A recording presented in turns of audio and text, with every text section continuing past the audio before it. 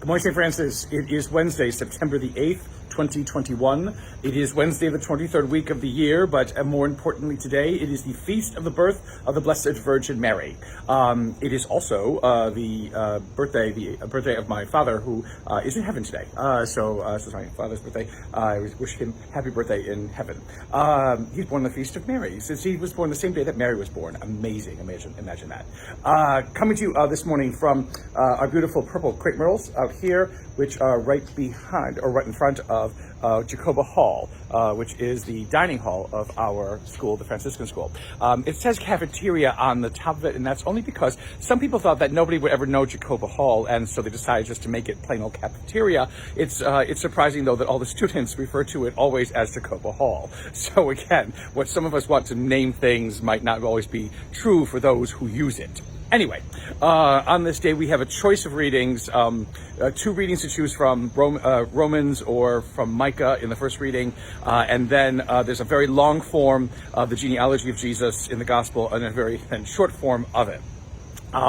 The one in the first reading that really works best is Micah, where it talks about Bethlehem Ephratah, the smallest of the clans of Judah, becoming the place where where the Messiah will come from, where the Savior will come from, and again because Jesus will be born in Bethlehem. The thing about it is that those who are small, those who are insignificant, those who are weak, those who are of no import or no notice, are those who become the means by which God brings salvation into this world. Our understanding of Mary, this poor woman, this lowly handmaid, whatever we want to call her, she was not a person of power or means. She was just a somebody, or a nobody who becomes a somebody among other nobodies in her time, and God chooses her to bear the Messiah, which is what is important to note in the genealogy of Jesus from Matthew's Gospel. Well, it goes on and talks about a bunch of men begetting men, or it's men back and forth, men and back and forth, again because men were thought to hold the essence of humanity inside themselves, so they begot, and the mothers are basically just these women who are off to the side, some of them notorious, some of them beautiful and wonderful like Ruth, but it is basically the men who are the ones who bring forth the sires, the children, the prodigy.